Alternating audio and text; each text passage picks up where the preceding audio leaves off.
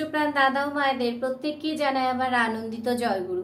আশা করি আপনারা ঠাকুরের দয়ায় বেশ ভালো আছেন, আমিও ঠাকুরের দয়ায় বেশ ভালোই আছি। প্রত্যেকটা দিন ঠাকুরের বাণী গ্রন্থ পাঠ এবং তার কিছু ব্যাখ্যা এবং কিছু গান আমার মেয়ের সাথেও করি, আমিও নিজেও করি। খুব ভালো লাগে সেই ভিডিওগুলো যখন আমি পোস্ট করি, তখন আপনারা সবাই আমাকে কমেন্টস করেন খুব সুন্দর সুন্দর। আর প্রত্যেকটা কমেন্টসের আমি উত্তর দেওয়ার চেষ্টা করি, যদি না পারি তবু আমি সেই কমেন্টসগুলোর পরে চেষ্টা করি যাতে আমি কমেন্টসের উত্তরগুলো দিয়ে দিতে পারি। খুব ভালো লাগছে, আপনারা সেই ভিডিওগুলো শেয়ার করছেন, আমাদের পাশে আছেন, খুবই ভালো লাগছে। আর তার থেকে বড় কথা, আপনারা ঠাকুরের কথা শুনছেন। আমি যতটুকু বুঝি, যতটুকু বলার চেষ্টা করি, ঠিক আপনারা সেই কথাগুলো শুনছেন, এটাতেই আমার খুব বেশি ভালো লাগছে।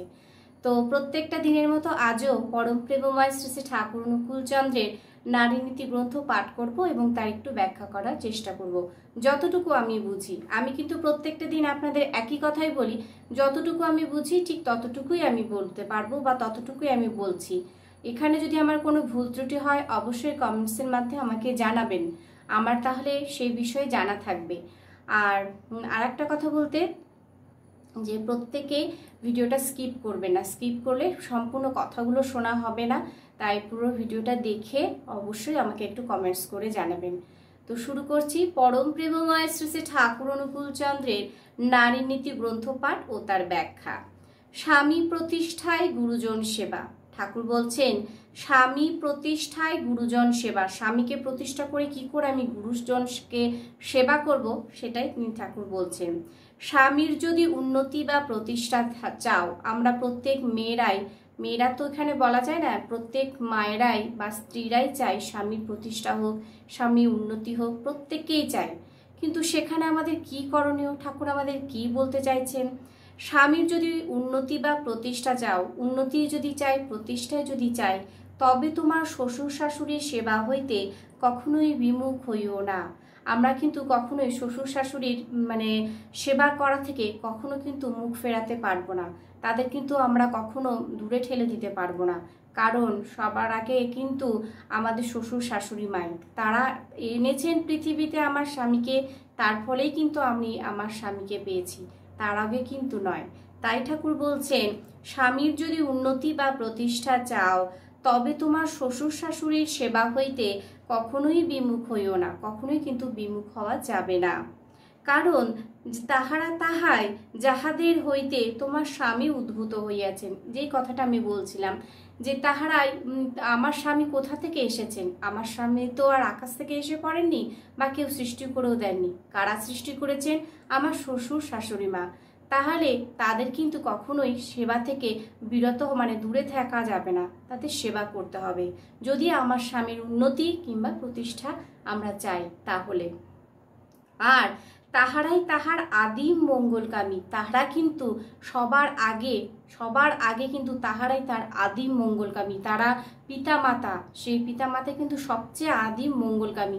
তার মঙ্গলের জন্য কিন্তু তারাই সবসময়, আমরা যেমন করি, মায়ের স্ত্রীরা যেমন করি, আমার স্বামীর ভালো হোক, প্রতিষ্ঠা হোক, যেমন করি, কিন্তু তার থেকেও যদি বেশি বলা যায়, কিন্তু আমার শ্বশুর শাশুড়িমাই হচ্ছে তার আদিম মঙ্গলকামী। যদিও এই কামনার ভিতরও ভ্রান্তি থাকিতে পারে। ঠাকুর আবার বলছেন, যদিও এই কামনার ভিতরও ভ্রান্তি থাকিতে পারে। স্বামী যদি ভ্রান্ত হইয়া ইহাতে অনুচ্ছুক হন, কোনো কারণে স্বামী যদি বাবা মার প্রতি তার ভ্রান্তি হয়ে অনিচ্ছুক হয়ে যান, তাহাদেরকে তাহা উল্লঙ্ঘন করিয়া তাহাদের সেবা করিলে মঙ্গলই হইবে। ঠাকুর বলছেন, তাহা যদি উল্লঙ্ঘন করে তাহাদের যদি আমি সেবা করি, শ্বশুর শাশুড়িমাকে যদি সেবা করি, তাহলে কিন্তু মঙ্গলই হবে, খারাপ কিন্তু হবে না।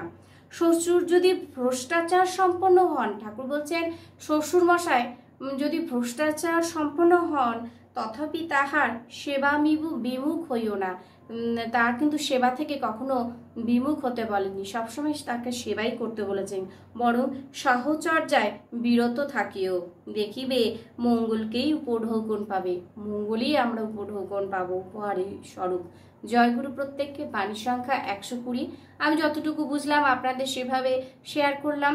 আর ঠাকুরের নারী নীতি গ্রন্থ, প্রত্যেকটা গ্রন্থ থেকে যখন আমরা ঠাকুর যেভাবে বলেছেন সেইভাবে যদি আমাদের জীবনকে জীবনের প্রত্যেকটা মানুষ যদি আমরা সেভাবে ফুটিয়ে তোলার চেষ্টা করতে পারি, তাহলে দেখবেন আমরা প্রত্যেকে খুব আনন্দে থাকবো, ভালো থাকবো, সুস্থ থাকবো।